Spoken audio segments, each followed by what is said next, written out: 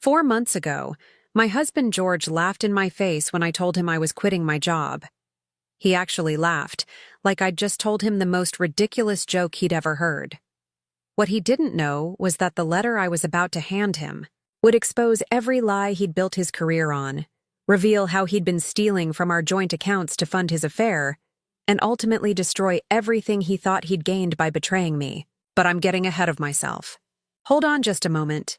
Drop a comment letting us know what part of the world you're watching from. And if this tale has captured your attention, hit that subscribe button now, because what I have lined up for tomorrow's episode will absolutely blow your mind. My name is Helen Porter, 35 years old, and for the past 4 years, I've been the invisible architect behind every major success at Apex Marketing Solutions in Denver, Colorado. While my husband, George Porter, sits in the corner office with the title Creative Director, I've been the one burning the midnight oil, crafting the award-winning campaigns that built his reputation. The Morrison Hotel rebrand that won 3 industry awards? Mine. The viral social media strategy that saved Pinnacle Electronics from bankruptcy? Also mine. The revolutionary customer engagement framework that every other agency in Colorado is now copying? You guessed it. Entirely my creation. We met 6 years ago at a marketing conference in Boulder. I was a freelance creative strategist, building my own client base, and George was a junior account manager at a struggling firm. He told me I had the most innovative mind he'd ever encountered, that my ideas could change everything. I believed him because his enthusiasm felt genuine, because when he looked at my work, his eyes lit up like he was seeing the future. 2 years later, we got married in a small ceremony overlooking the Rocky Mountains. George had just been promoted to senior account manager, and I made the decision to join his company rather than continue building my independent practice. "We're stronger together," he said, spinning me around in our kitchen the night I signed my employment contract. "Imagine what we can accomplish as a team." What I didn't realize then was that George saw our marriage as a merger and acquisition deal, with me as the acquired asset. I threw myself into Apex marketing with everything I had.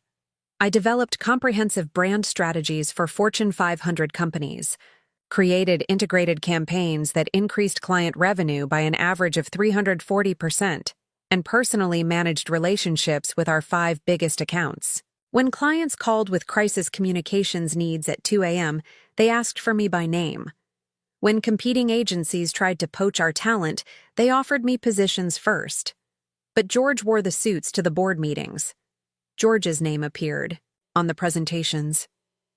George accepted the handshakes and the accolades while I sat in the back of conference rooms, taking notes like an assistant instead of the strategist who'd created every slide. At home, things felt different. George would come home energized from meetings where my work had been praised, wrapping his arms around me and saying, "We did it again, Helen. Another client blown away by our strategy, our success." It felt like partnership then, like we were building something together. I convinced myself that titles didn't matter as long as the work was fulfilling and we were achieving our shared goals.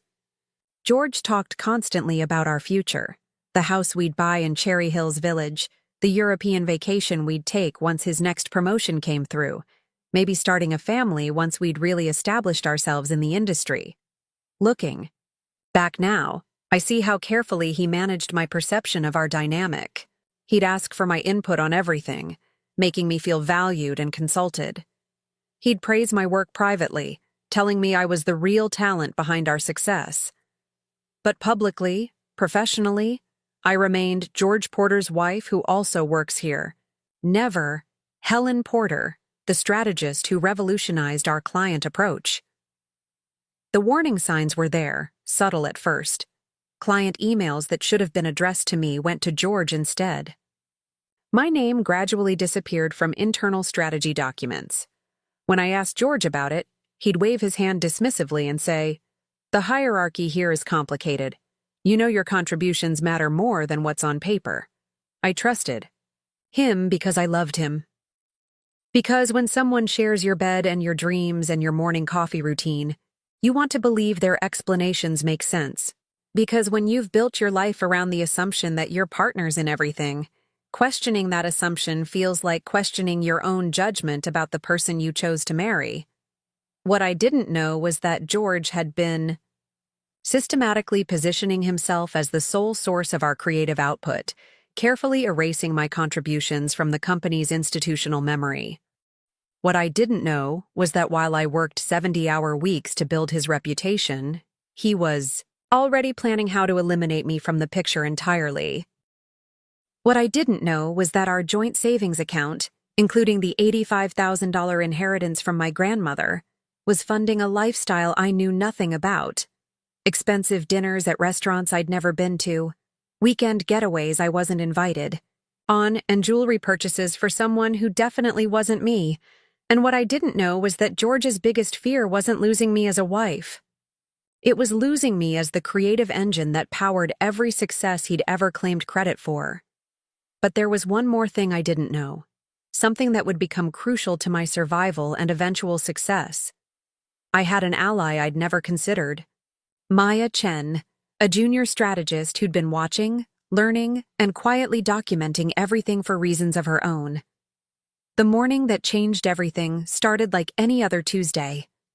I arrived at the office at 7 a.m., 2 hours before George, reviewing pitch materials for our biggest potential client of the year. By the time George strolled in with his usual Starbucks order, I'd already refined the strategic framework that would ultimately win us the account. But instead of the usual morning briefing about our client strategy, George had different news to share. News that would shatter every assumption I'd made about our marriage, our partnership, and my place in the world I'd helped create. The conference room on the 14th floor of our building had floor-to-ceiling windows overlooking downtown Denver, where the morning sun cast long shadows across the polished mahogany table. It was where we held our most important client meetings, where million-dollar deals were signed, where careers were made. Today, it became the place where mine was almost destroyed. George stood at the head of the table, his navy suit perfectly pressed, that confident smile I'd fallen in love with 6 years ago spread across his face. But there was something different in his eyes today, a gleam that felt less like excitement and more like triumph. "Everyone, I have some incredible news to share," he announced to our assembled team of 12. "After 4 years of building our creative department from the ground up, I'm thrilled to announce that I'll be transitioning to a new role, Vice President of Creative Strategy." Applause erupted around the room. Amanda Milken from Account Management started the standing ovation, followed quickly by Blake Evans from our media buying team. I clapped too, automatically, though something cold was settling in my stomach. I noticed Maya Chen in the corner, her expression carefully neutral, but her pen moving rapidly across her notepad. "And," George continued, raising his hand to quiet the room, "I'm equally excited to introduce our new creative director, Sabrina Walter." The door opened, and in walked a woman I'd never seen before. Mid-20s, perfectly styled auburn hair, wearing a designer dress that probably cost more than I spent on clothes in 6 months. She moved with the kind of confidence that comes from never having been told no, never having had to prove herself in a room full of people who assumed she didn't belong.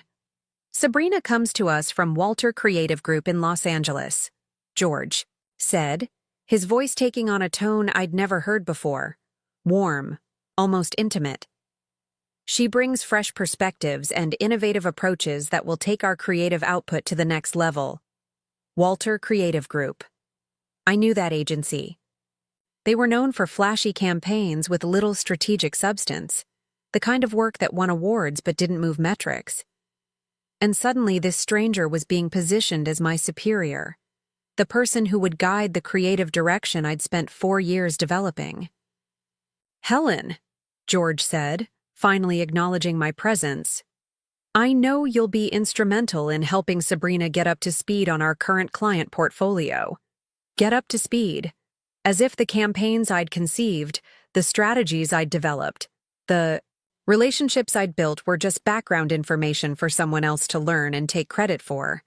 Creating and bringing this narrative to life required countless hours of dedicated work.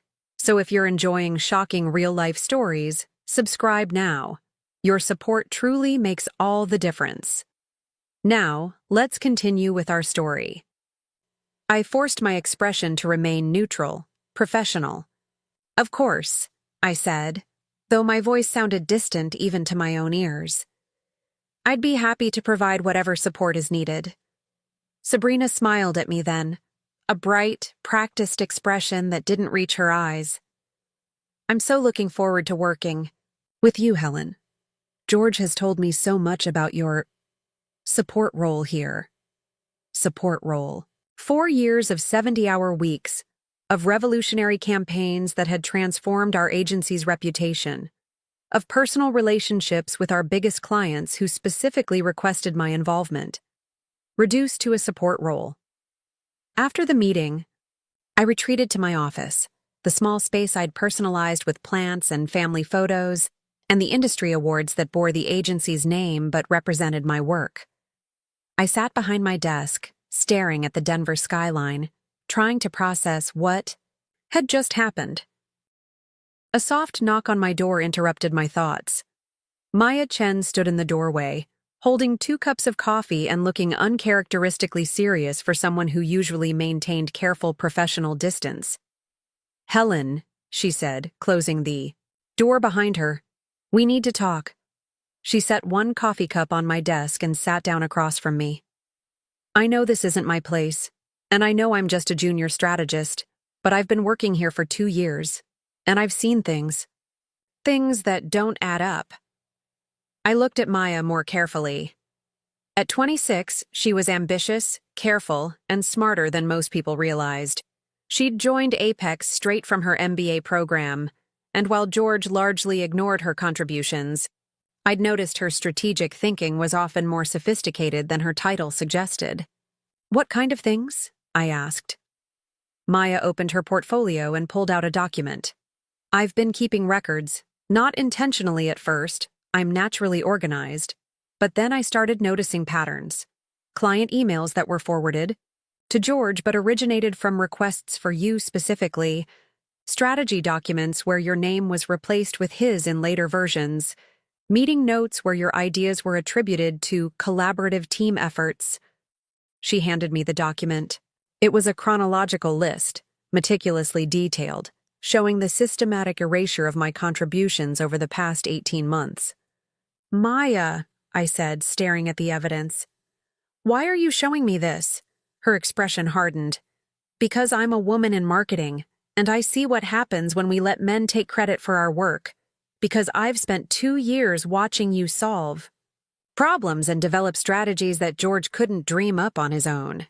And because—" She paused, seeming to weigh her words carefully. "Because I saw Sabrina Walters' portfolio when George was evaluating candidates. There were only 2 campaigns in it, and one was clearly derivative of work from a major agency. The picture was becoming clearer, but it was worse than I'd imagined." "How long do you think this has been planned?"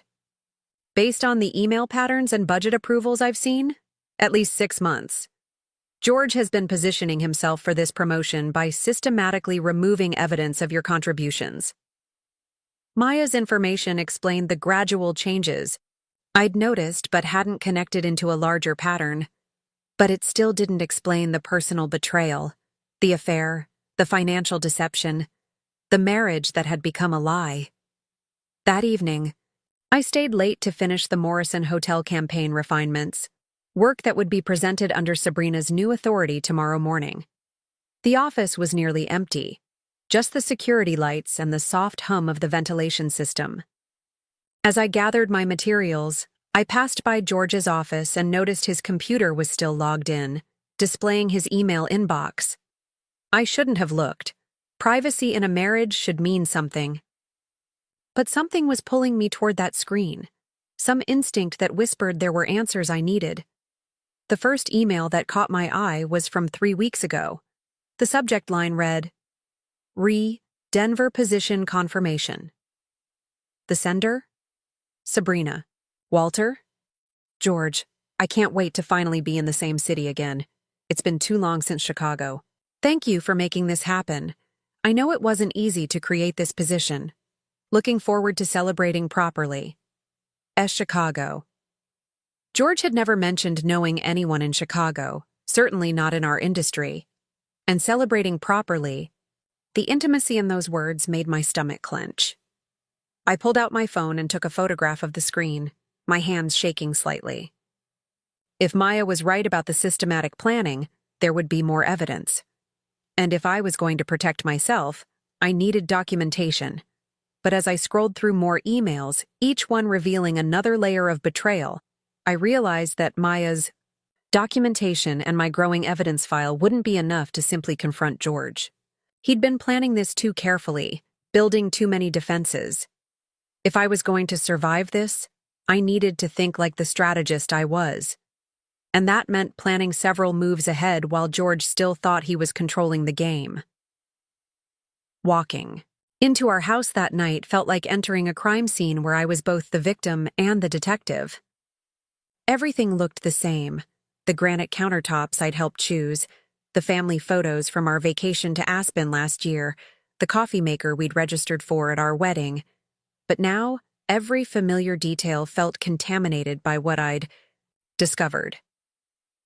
George was in the kitchen, humming while he prepared what looked like an elaborate dinner. Salmon, asparagus, a bottle of wine I didn't recognize. He looked up when I entered, that same charming smile that had once made my heart race. "Hey, beautiful," he said, moving toward me for his usual greeting kiss. "How was your day? I thought we should celebrate Sabrina joining the team." Celebrate. He wanted to celebrate bringing his mistress into our workplace, into the department I'd built, into my daily life. I stepped back before he could kiss me, pretending to set down my purse. It was interesting, I said carefully. Sabrina seems very confident. George laughed, that warm laugh I used to love. She is. That's exactly what our creative team needs. Someone who isn't afraid to shake things up, bring fresh energy to the process. Fresh energy. As if 4 years of industry-leading campaigns wasn't energetic enough. As if the strategies that had tripled our client retention rates were somehow stale. I maintained the conversation through dinner, asking careful questions about the hiring process, about Sabrina's background, about the timeline for this transition. George answered smoothly, but I caught the small inconsistencies that Maya's training and documentation had taught me to notice. The next morning, I arrived early again and found Maya already at her desk, coffee in hand and that same serious expression from yesterday. "Helen," she said, glancing around to make sure no one else was in the office yet, "I've been thinking about our conversation. I want to help, but I need to know, what are you planning to do?" I studied Maya's face, trying to determine how much I could trust her. She was ambitious, which could make her either a valuable ally or a dangerous wildcard. But her documentation had been meticulous, professional, and her concerns seemed genuine. "I'm not sure yet," I admitted. "But I know I can't just accept this situation." "Too much doesn't add up," Maya nodded. "I was hoping you'd say that, because I've been documenting more than just the professional issues." She pulled out another folder. "George has been using company resources for personal expenses. Restaurants. Charged to client development that I couldn't match to actual client meetings. Travel expenses for conferences that weren't on our official calendar. Company resource misuse. That was potentially a legal issue, not just a professional one. Maya, why are you taking these risks to help me?" She leaned back in her chair, her expression thoughtful. "Because I've watched you work for 2 years, and I've learned more about strategic thinking from observing you than from any class I took in business school. Because I see what happens when talented women get pushed aside for less qualified men with better connections. And because," she paused, seeming to weigh her words, "because I think you're the only person here who would fight back strategically instead of just accepting it. Fight back strategically." Maya understood that this wasn't about emotions or personal revenge. It was about using the same analytical skills that made us good at our jobs to solve our own professional problems. "What do you need from me?" she asked. For the next hour, we developed what we privately called project documentation. Maya would continue her systematic record-keeping, focusing on financial irregularities and decision-making patterns that showed George's planning. I would carefully gather additional evidence while maintaining my professional demeanor and training Sabrina as expected. But most importantly, we would begin quietly reaching out to our professional network to understand what opportunities existed outside of Apex marketing. "Helen," Maya said as we finalized our plan, "there's something else you should know. I've been monitoring industry job postings and networking events. Strategic Innovations Group has been expanding rapidly, and Amanda Fitz has been asking around about senior-level strategic talent." Strategic Innovations Group. I knew Amanda's reputation. She was known for building teams of experienced professionals and giving them the autonomy to do exceptional work. More importantly, she was known for valuing substance over politics. "Have you had any contact with them?" "Not directly," Maya said, "but I've been building relationships with some of their junior staff at industry events. If you were interested, I could facilitate an introduction that looked natural. Natural networking rather than obvious job hunting." Maya's thinking was more sophisticated than I'd realized. That evening, I sat in our home office, now feeling more like enemy territory, and began my own careful research. Using my personal laptop and a secure email account George didn't know about, I started documenting everything Maya had shown me, plus the evidence I'd found in George's emails. But I also began researching something else: Colorado employment law, particularly regarding intellectual property rights, financial misconduct, and wrongful termination. If George was planning to push me out, I needed to understand exactly what legal protections I had. The research revealed something important. As a senior employee who had developed proprietary strategic frameworks, I had certain rights regarding my work product that weren't clearly defined in my employment contract. The legal landscape was complex, but there were potential claims I could make if George tried to completely erase my contributions. More importantly, I discovered that George's use of company funds for personal expenses could constitute embezzlement if the amounts were significant enough. Maya's documentation might be more valuable than either of us had realized. As I worked late into the night, organizing evidence and researching legal options, I felt something I hadn't experienced in months: a sense of agency. For the first time, since this nightmare began, I wasn't just reacting to George's moves. I was planning my own. The woman who had once accepted being diminished was learning to fight back, and she was discovering she had allies she'd never expected. The next morning, I arrived at the office with a different purpose. I needed to understand the full scope of what George and Sabrina had planned, and more importantly, I needed to document everything before they realized I knew. Sabrina was already in what used to be my unofficial office, the conference room, where I'd held strategy sessions for 4 years. She'd moved in completely. Her laptop, a designer coffee cup, even a small succulent plant. The message was clear. This was her space now. "Helen!" she called out cheerfully when she saw me. "Perfect timing. George thought it would be great if you could walk me through the Morrison Hotel campaign this morning. He said you handled all the preliminary work." Preliminary work. My comprehensive rebranding strategy that had taken 3 months of consumer research, competitive analysis, and focus group testing was now preliminary work. "Of course," I said, settling into what used to be my chair. "Let me start with the strategic framework." For the next 2 hours, I walked Sabrina through my work with the careful precision of someone creating a record. I asked her questions that tested her understanding, made note of her responses, and documented every gap in her knowledge. "This is fascinating," she said, tapping her manicured nails against the table. "George was right. You really have done thorough groundwork on this project." Groundwork. Again. But this time I was recording her exact words, her tone, the way she dismissed 4 months of strategic development as background research. "Sabrina," I said carefully, "can I ask about your experience with hospitality brands? Morrison Hotel is particularly complex because they're trying to appeal to both business travelers and leisure customers without diluting either message." She blinked, clearly not expecting to be questioned. "Oh, well, at Walter Creative we worked with several lifestyle brands. The principles are basically the same across industries. The principles are basically the same." I made a note of that. Response.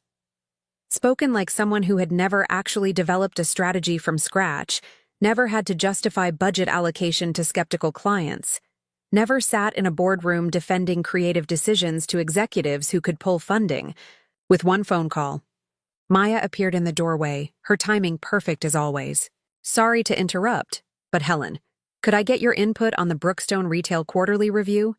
They specifically asked for your analysis."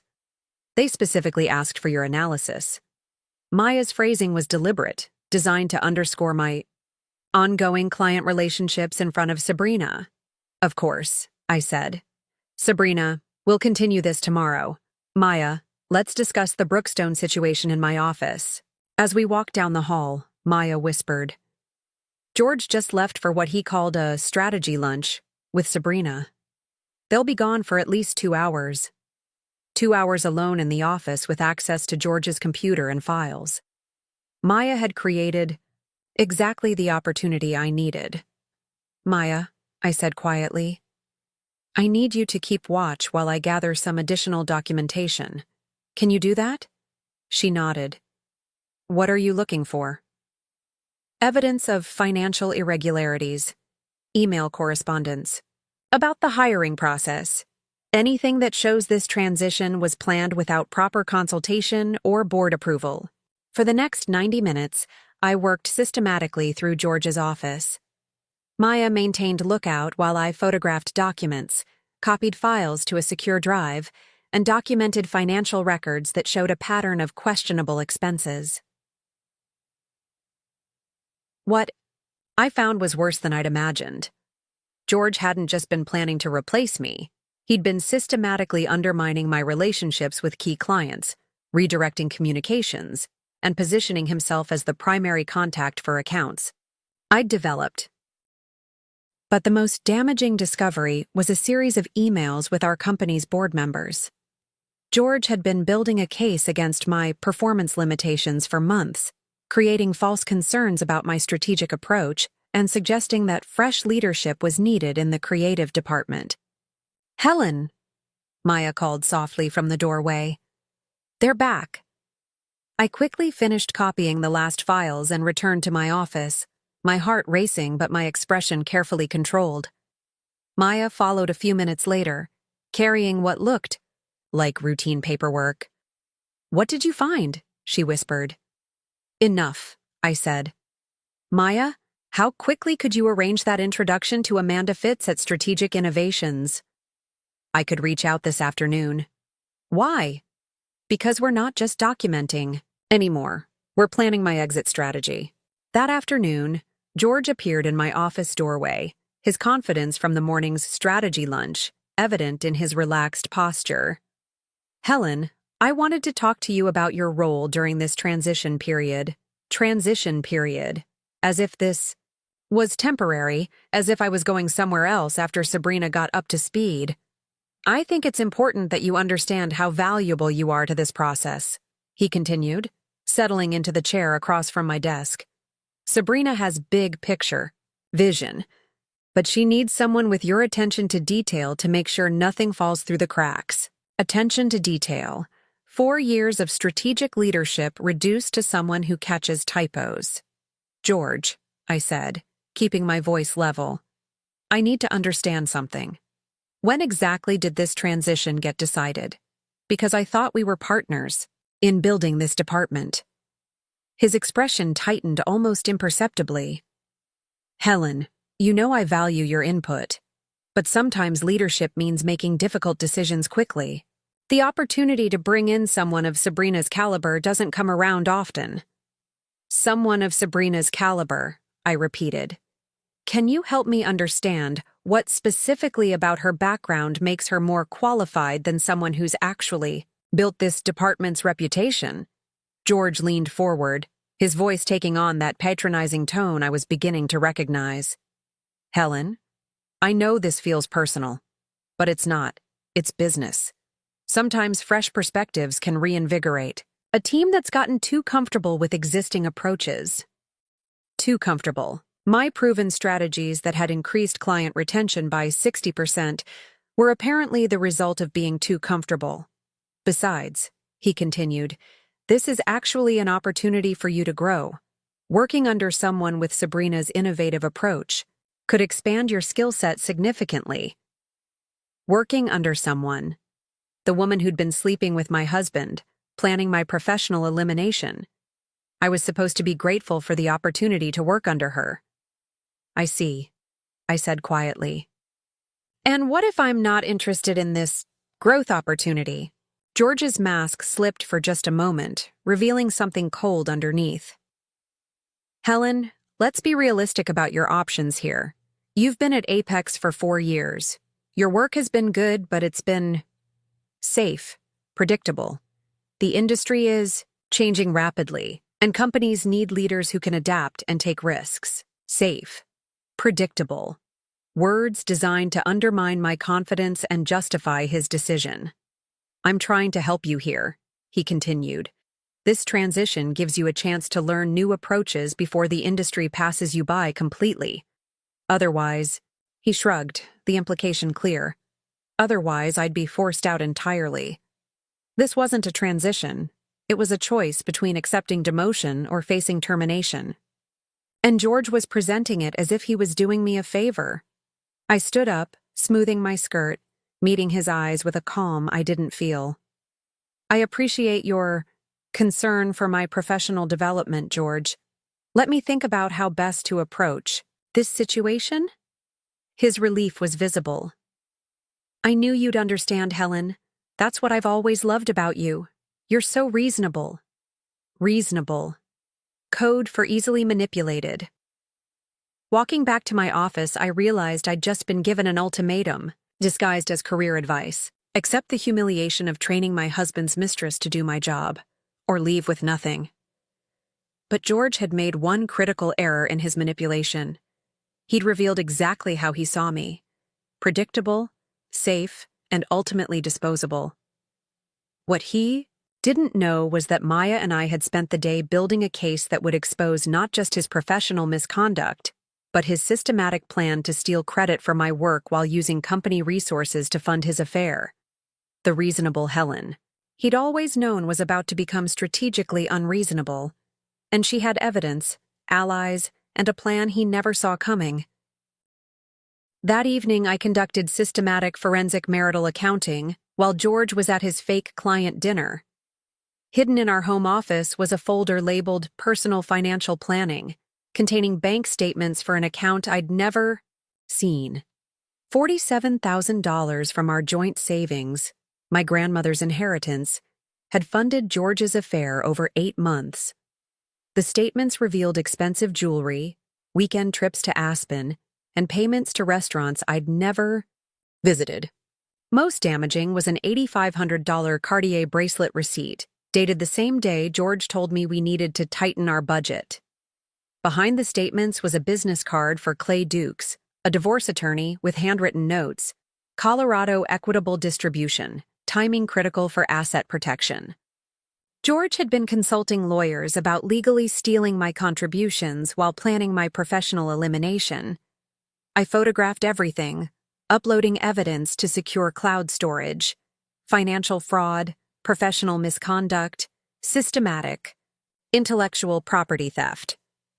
The next day, Maya had crucial news. Amanda Fitz wants to meet tomorrow. She's been asking about senior strategic talent for months. I also discovered George had been executing a coordinated long-term strategy. Maya's expanded timeline connected his divorce consultation, expense irregularities, restructuring mentions, and Sabrina communications. This wasn't impulsive betrayal. It was calculated planning. That evening, I consulted attorney Jessica Evans, presenting all evidence Maya and I had gathered. "This is significant," Jessica said. "The financial issues could constitute fraud charges. The systematic plan creates multiple liability issues." She outlined my options: file complaints, report misconduct, sue for wrongful termination, or use evidence as leverage for departure on my terms. "I want Maya protected too," I said. "She's been documenting as a witness." Smart thinking. "We can build protections for both of you." George had planned my destruction systematically. Now I had legal weapons he'd never considered. My lunch with Amanda Fitz at the Brown Palace Hotel would determine everything. I'd researched Strategic Innovations thoroughly, their campaigns, culture, and Amanda's leadership style. This wasn't just escape. It was finding where my abilities could flourish. Amanda arrived precisely on time, commanding immediate respect. "Helen Porter, I've been hoping we'd have this conversation for quite some time. I'm curious what you've heard about my situation at Apex. Denver's marketing community is small. Word travels about talented professionals who might be underutilized." She was direct. "Strategic Innovations needs someone to lead strategic development for complex clients, not manage strategy, lead it. I'm offering Senior Vice President of Strategic Development, 40% salary increase, plus equity participation." I was transparent about complications. "My departure may not be smooth. There may be legal issues around intellectual property and personal matters affecting business." Amanda leaned forward. "I've built Strategic Innovations by hiring undervalued talent. What do you need? 2 weeks for proper departure, legal support if Apex challenges my employment, and assurance you value substance over politics. Done. I recognize strategic talent and know when it's being wasted." We discussed responsibilities and team dynamics. For the first time in months, I felt genuinely excited about work. Not just escaping Apex, but using my skills where they'd be valued. One more thing. Maya Chen has exceptional abilities and has been underutilized too. Your recommendation is sufficient.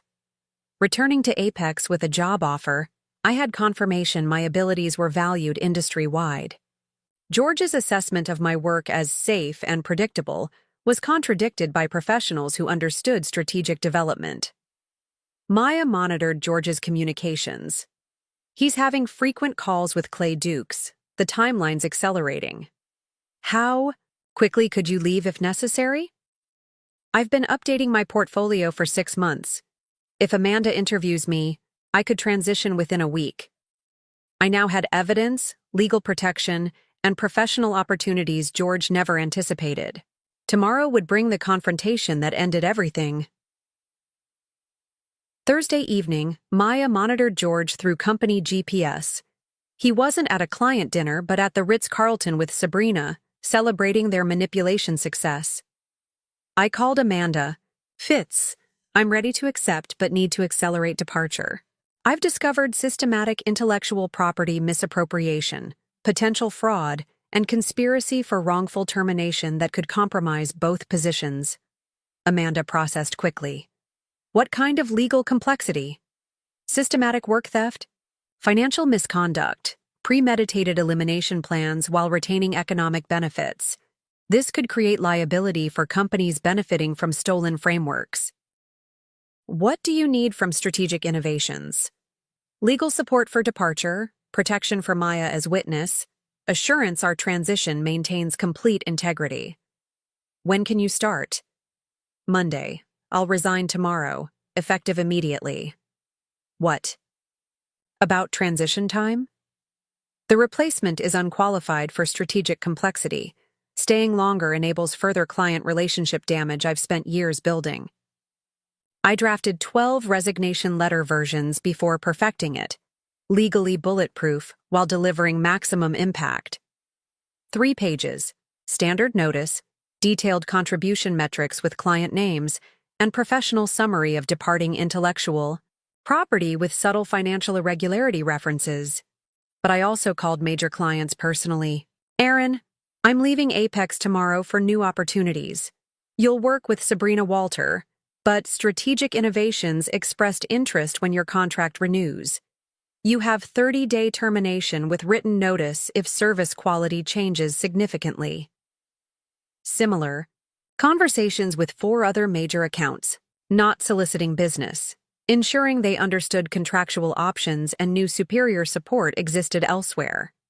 Maya arrived at 10 p.m. Are you sure about tomorrow? George stole my inheritance funding his affair.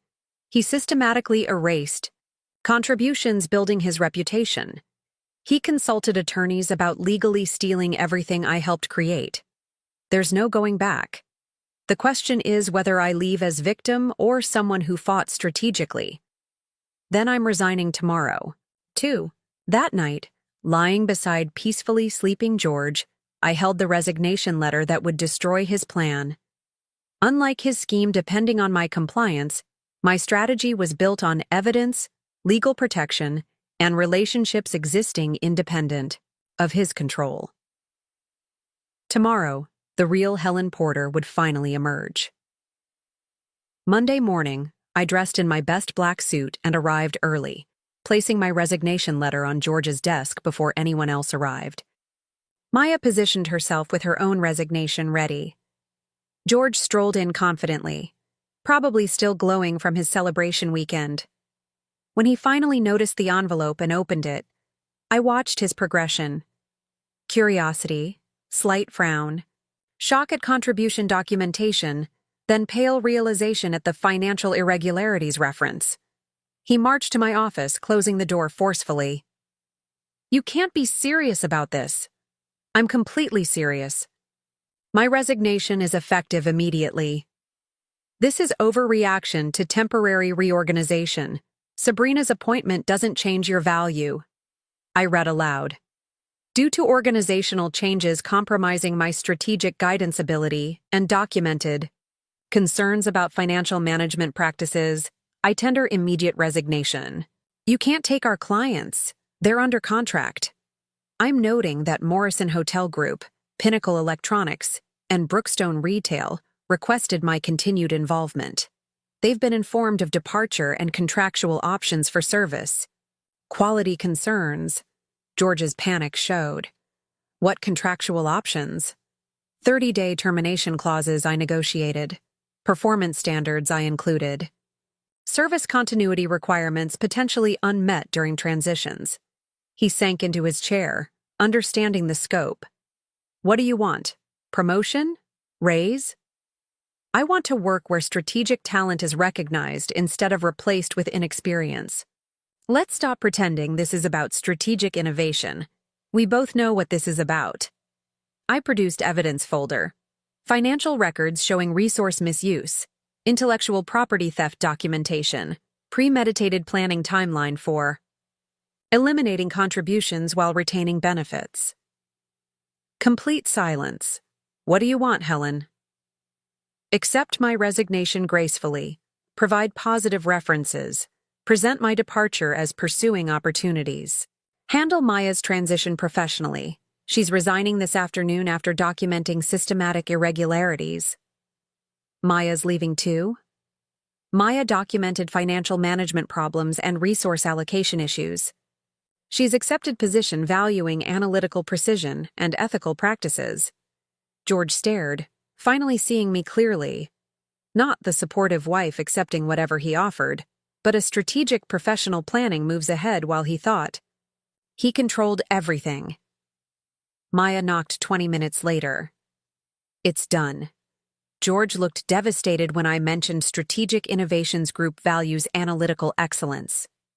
By 5 p.m., Apex lost its 2 most competent strategic minds, documented processes, client relationships, and institutional knowledge. George's plan replacing expertise with enthusiasm had backfired catastrophically. The first week at Strategic. Innovations felt like emerging from suffocating darkness into bright sunlight. Modern, collaborative offices with natural light and genuine teamwork energy. People excited about solving problems rather than managing politics. Amanda greeted Maya and me personally. My office overlooked the Flatirons with business cards reading, Helen Porter, Senior Vice President of Strategic Development. For the first time in months, I could breathe deeply, but transition brought complications. Word of our dramatic departure spread through Denver's tight marketing community with mixed reactions. Helen, said industry colleague Marcus Webb, some people say you orchestrated departures to damage George's business deliberately. The whisper campaign had begun, probably George's damage control. Maya and I resigned from undervalued positions and joined a company offering better opportunities, following all legal guidelines. But losing 5 clients in 2 weeks seems more than coincidental. Clients make their own service quality decisions. If unsatisfied with strategic support, they have contractual rights seeking alternatives. Maya faced scrutiny too. At networking events, people discussed her betrayal of George, who'd given her opportunities. She worried about permanent reputation damage. Remember why we left, I reminded her. George systematically stole credit, used resources fraudulently, planned eliminating us professionally. You documented misconduct because it was right, not to hurt anyone. Amanda supported us. Professionals standing up to misconduct aren't liabilities. They're exactly who you want on your team. 3 weeks later, Aaron Blake called frustrated. Sabrina completely misunderstood our positioning strategy, suggesting we target demographics our research shows are irrelevant. Within 2 weeks, all 5 former clients requested meetings after experiencing Sabrina's consultation. Each brought uncomfortable questions about why I'd left so abruptly and whether there were professional disputes. I answered carefully. I'd left pursuing better opportunities, focusing on their strategic needs rather than Apex's problems, demonstrating capabilities through results, not explanations. Jenna Miller, who stayed at Apex, provided sobering perspective. It's chaos. George blames client losses on you while Sabrina makes catastrophic mistakes. Half the staff are job hunting. Do you think we did the right thing? I understand why you left, but the way you did it caused problems for innocent people. Her question hit hard because it was fair. Our strategic departure succeeded for us, but created collateral damage for colleagues dealing with consequences of decisions they didn't make. Fighting back strategically had been necessary and successful, but success in professional conflict requires winning in ways you can live with long-term, knowing actions aligned with values despite complexity and pain. 2 months into my position at Strategic Innovations, I was beginning to understand what it felt like to work in an environment that actually functioned as a team rather than a collection of competing egos. The difference wasn't just in the day-to-day dynamics, though having meetings where people listened to ideas rather than positioning themselves for credit was refreshing. It was in the strategic approach to client service, the investment in employee development, and the assumption that talented professionals should be empowered to do their best work rather than managed into compliance. Amanda Fitz had assigned me to lead strategic development for 3 major accounts, including Morrison Hotel Group, which had moved to Strategic Innovations 6 weeks after my departure from Apex. But she'd also given me something I'd never had at Apex: a team of junior strategists to mentor and develop. Maya was part of that team, along with 2 other analysts who were hungry to learn comprehensive strategic thinking rather than just tactical implementation. For the first time in my career, I was teaching strategy rather than just executing it, and the experience was transforming my understanding of what professional satisfaction could look like. Helen, said David Park, one of the junior analysts, during a team meeting, the framework you developed for hospitality brand positioning is completely different from what I learned in business school. Can you explain how you developed the customer journey mapping methodology? Customer journey mapping methodology. I'd developed that approach over 4 years at Apex, refining it through trial and error with real client situations. At Apex, it had been dismissed as Helen's detailed approach that slowed down the creative process. At Strategic Innovations, it was recognized as intellectual property worth documenting and scaling across the entire agency. David, let me walk you through the development process, I said, turning to the whiteboard. But more importantly, let me show you how to adapt this methodology for different industries and client situations. Teaching strategy felt different from executing strategy. It required me to articulate not just what worked, but why it worked, how to modify approaches for different situations, and how to recognize when standard frameworks needed to be abandoned entirely. Maya thrived in this environment even more than I'd expected. Her analytical precision, which had been dismissed as over-analysis at Apex, was recognized at Strategic Innovations as exactly the kind of rigorous thinking that produced consistently successful campaigns. Helen, Maya said after a particularly successful client presentation, I've learned more about strategic development in 2 months here than in 2 years at Apex. It's not just that the work is more interesting. It's that people actually want to understand how to do excellent work instead of just getting by. Getting by versus doing excellent work. That distinction captured something fundamental about the difference between the two companies. At Apex, the goal had been to maintain client relationships while maximizing profit margins. At Strategic Innovations, the goal was to solve complex problems in ways that created long-term value for clients, which naturally resulted in strong relationships and sustainable profits. But my real test came when Amanda assigned me to lead business development for a major potential client, a national retail chain that was considering changing agencies after poor results with their current strategic support. Helen, Amanda said, this is exactly the kind of complex strategic situation where your experience could make the difference. But I want you to know, if we win this account, it would make you one of the top strategic development executives in Colorado. Are you ready for that level of visibility? Visibility. At Apex, I deliberately kept a low profile to avoid office politics and George's insecurity about my contributions. At Strategic Innovations, visibility was being offered as recognition for competence rather than a threat to be managed. The potential client was Cascade Retail, a 200-store chain struggling with brand consistency and customer engagement across diverse market segments. Their current agency had been focusing on tactical advertising without addressing the fundamental strategic challenges that were causing their performance issues. I spent 3 weeks developing a comprehensive strategic analysis that identified the root causes of their brand confusion, proposed an integrated solution addressing both immediate tactical needs and long-term strategic positioning, and outlined an implementation timeline with measurable success metrics. The presentation took place in Cascade Retail's corporate headquarters in front of their entire executive team, including CEO Patricia Wills, who had a reputation for asking challenging questions and terminating vendors who couldn't justify their recommendations with concrete data. Ms. Porter, Patricia said 20 minutes into my presentation, your analysis suggests that our current agency has been addressing symptoms rather than causes. Can you explain specifically what they've been missing? This was the moment where my experience at Apex became valuable in an unexpected way. I'd spent 4 years watching George take tactical approaches to strategic problems, and I understood exactly why that approach failed consistently. Ms. Wills, tactical advertising campaigns can't solve strategic positioning problems.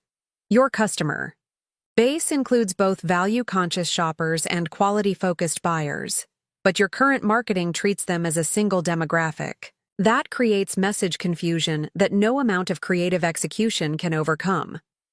And your proposed solution addresses this how? I turned to the strategic framework diagram I developed.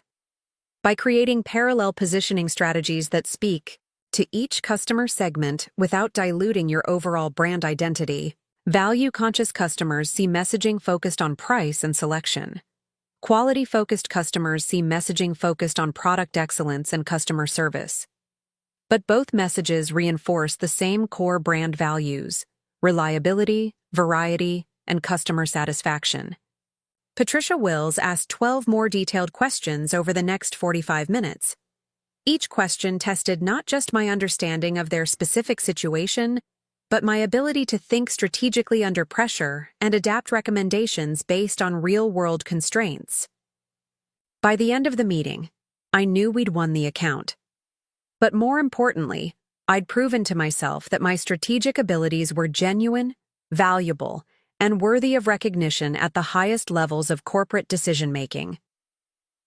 "Ms. Porter," Patricia said as the meeting concluded, "this is the most comprehensive strategic analysis we've seen in 3 years of agency reviews. Strategic Innovations has our business." Walking out of that building, I felt a sense of professional validation I'd never experienced at Apex. Not because George had approved of my work or because I'd managed to avoid political complications, but because I'd solved a complex problem, using strategic thinking that was recognized and valued by sophisticated business leaders.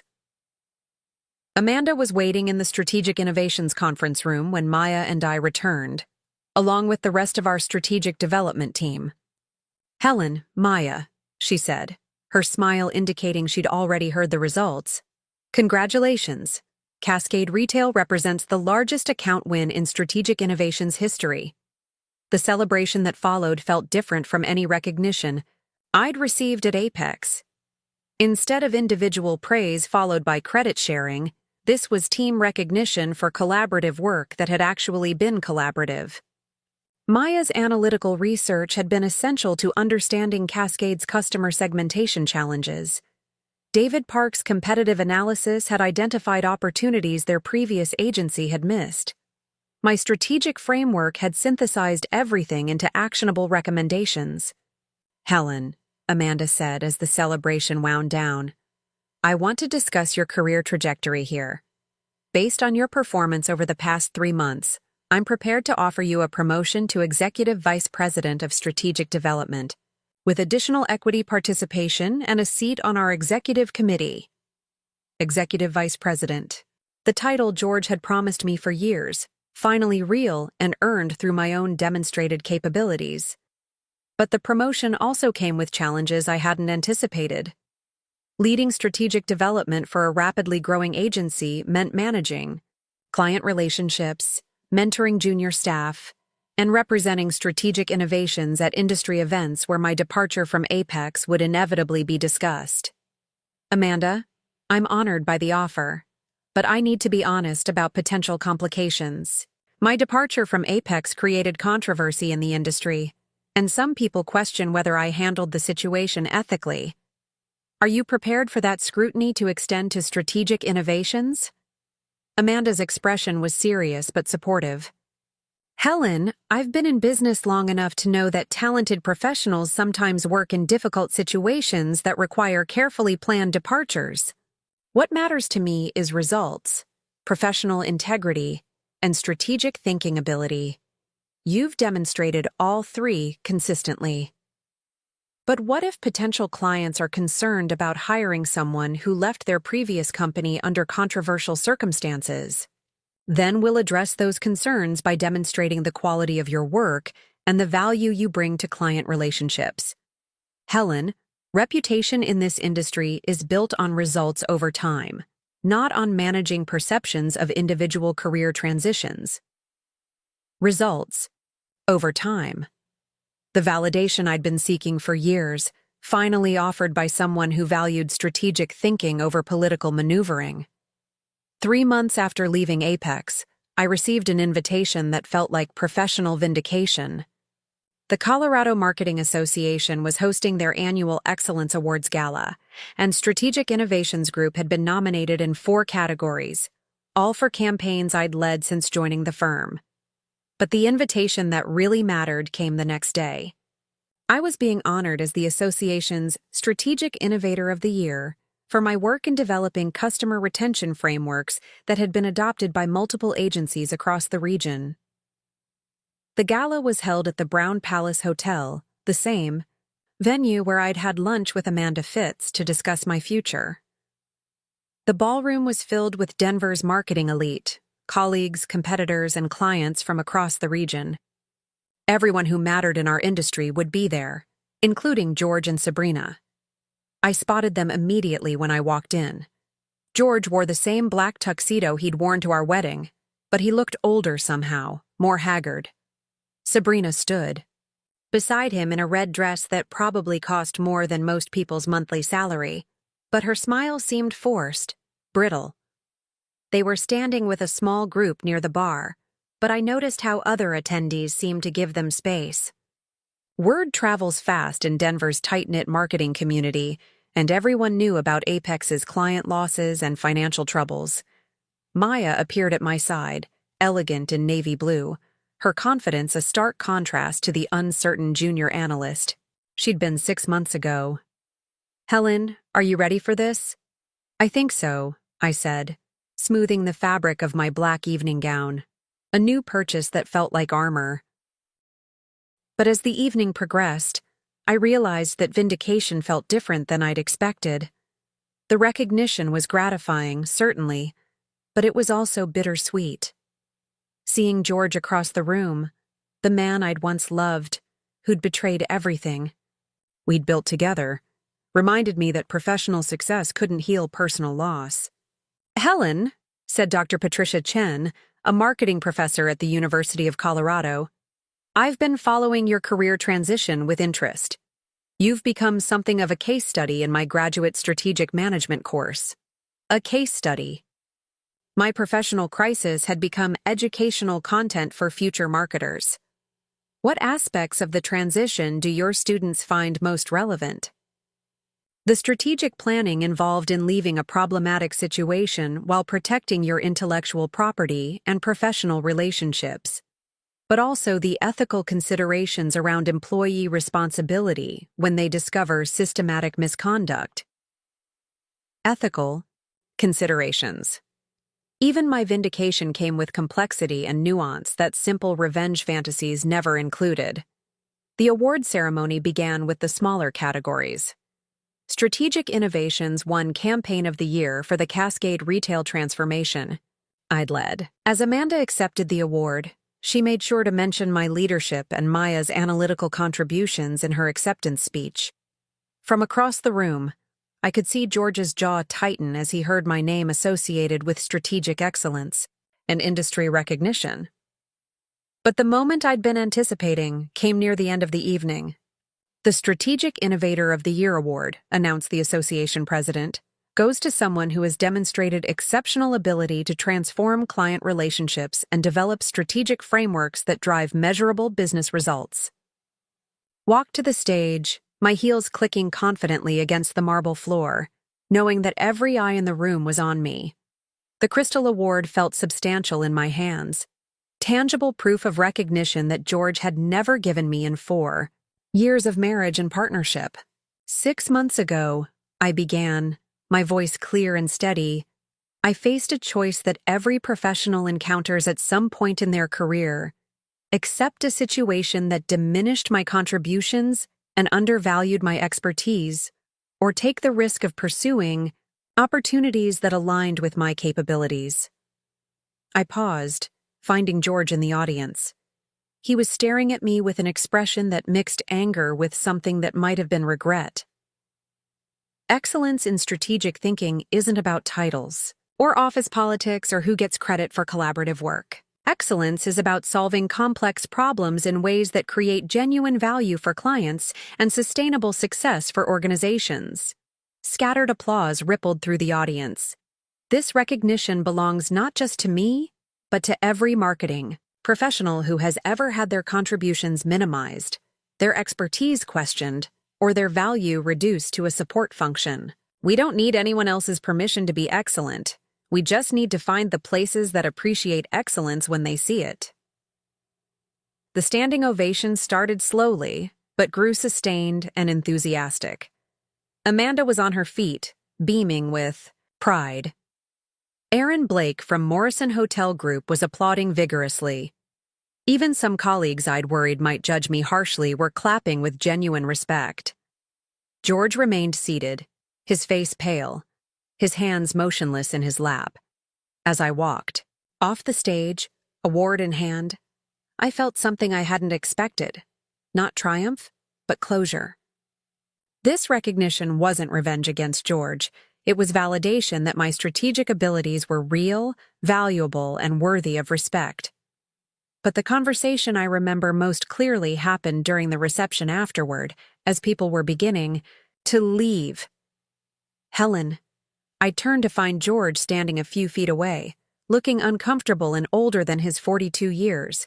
Sabrina was nowhere to be seen. "Congratulations," he said, his voice barely audible over the ambient noise of the reception. "You deserved this recognition." I studied his face, trying to determine if his words were sincere or calculated. "Thank you, George. I wanted to apologize," he continued. "The way things ended between us, professionally and personally, it wasn't handled well.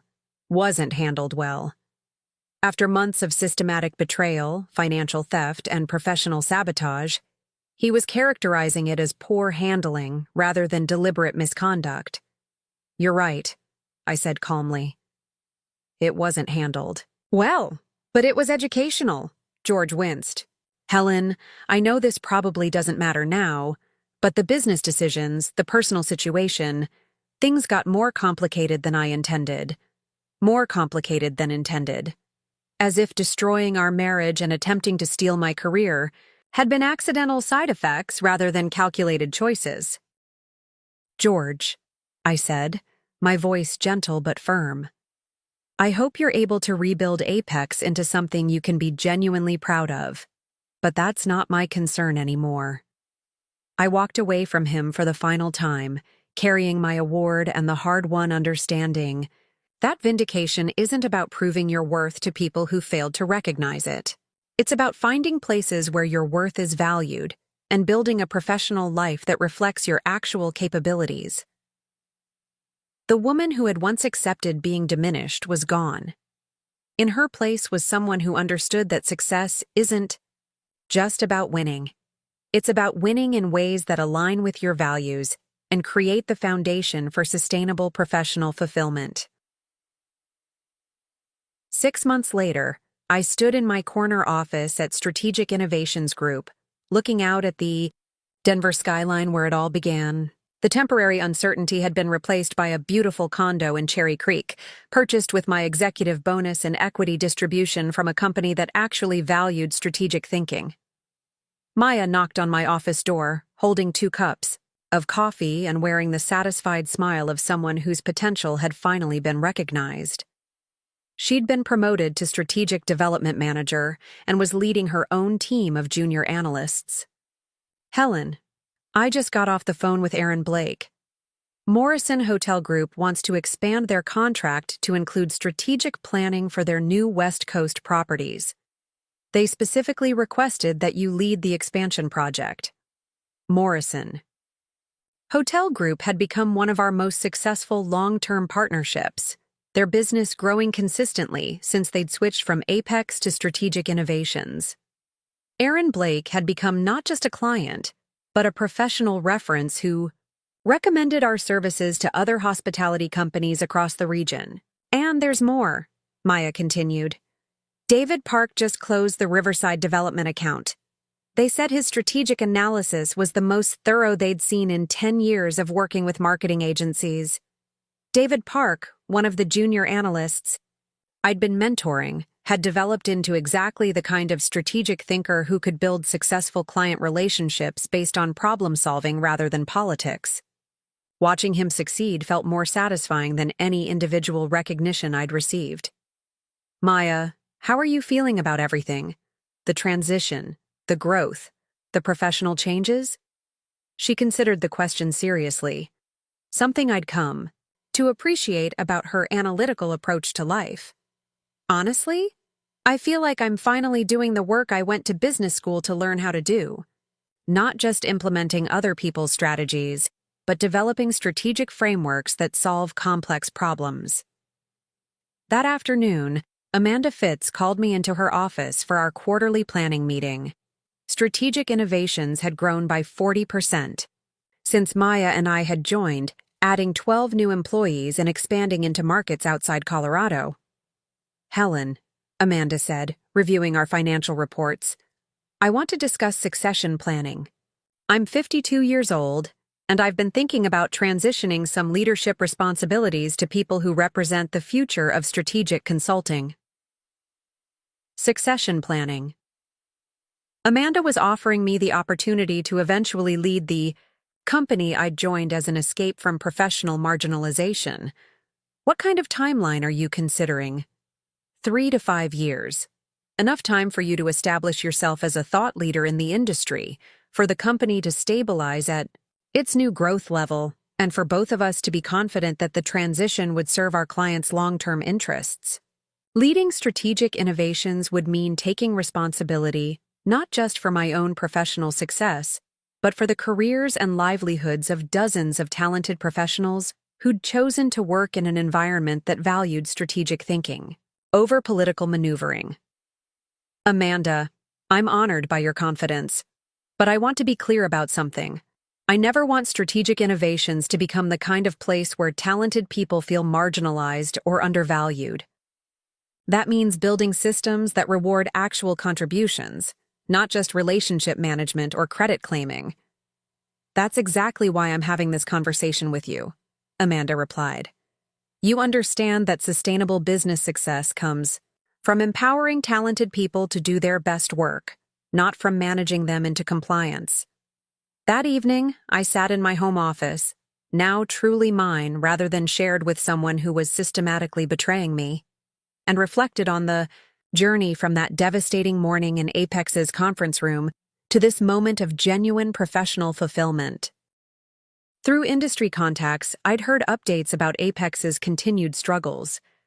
George had been forced to sell the company to a larger agency group, staying on as a regional manager, but losing the independence and recognition he'd worked so hard to achieve. Sabrina had left marketing entirely, pursuing what her LinkedIn profile described as entrepreneurial opportunities in lifestyle consulting. I felt no satisfaction in their difficulties.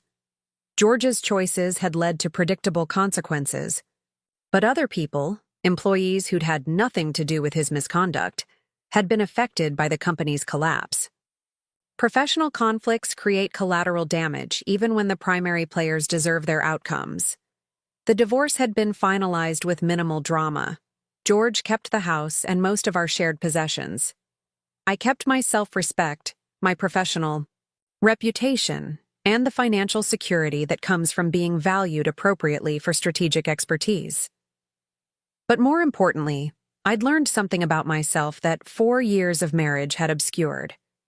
I was capable of strategic thinking, not just in client situations, but in my own life. The woman who had accepted being marginalized professionally and betrayed personally was gone, replaced by someone who understood her own worth and insisted that others recognize it too. Maya had become not just a colleague, but a genuine friend, someone who shared my commitment to doing excellent work in environments that valued strategic thinking. Watching her confidence grow and her capabilities develop had been one of the most satisfying aspects of our transition. Helen, she'd said recently, I've been thinking about what we learned during the Apex situation. Do you think we handled everything correctly? The question deserved an honest answer. Maya, I think we handled it strategically. We protected ourselves from continued exploitation. We documented systematic misconduct. We found better opportunities. And we helped clients who deserved better strategic support. But I also think the situation shouldn't have reached the point where dramatic action was necessary. What would you do differently? I'd recognize the warning signs earlier. I'd build professional relationships outside my immediate work environment sooner. I'd understand my own worth more clearly and insist on appropriate recognition before the situation became toxic. Understanding your own worth and insisting on appropriate recognition. The lesson that had taken me 6 years of marriage and 4 years of professional marginalization to learn. As I looked out at the Denver skyline that night, I realized that the story George had told about my resignation, that I'd overreacted to temporary organizational changes, was wrong in a fundamental way. I hadn't overreacted. I'd finally reacted appropriately to systematic mistreatment that I'd tolerated for too long. Sometimes the best revenge isn't retaliation. Sometimes it's becoming everything they said you could never be, succeeding in ways they never imagined possible, and building a life so fulfilling that their opinion becomes irrelevant. 6 months ago, my husband had laughed when I told him I was quitting. Today, that laughter felt like it belonged to a different lifetime, involving different people who no longer had any power over my happiness or my future. The letter that had wiped the smile off George's face hadn't just been my resignation. It had been my declaration of professional independence. And independence, I discovered, was the most powerful strategic advantage of all. But the real victory wasn't in George's downfall, or even in my professional recognition. It was in the quiet satisfaction of doing work that mattered, with people who valued strategic thinking, in an environment where excellence was recognized rather than minimized. The woman who had once been invisible was finally, fully, professionally, visible, and she was never going back into the shadows again. Ready for more?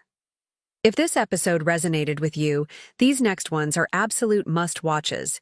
Simply click the subscribe button.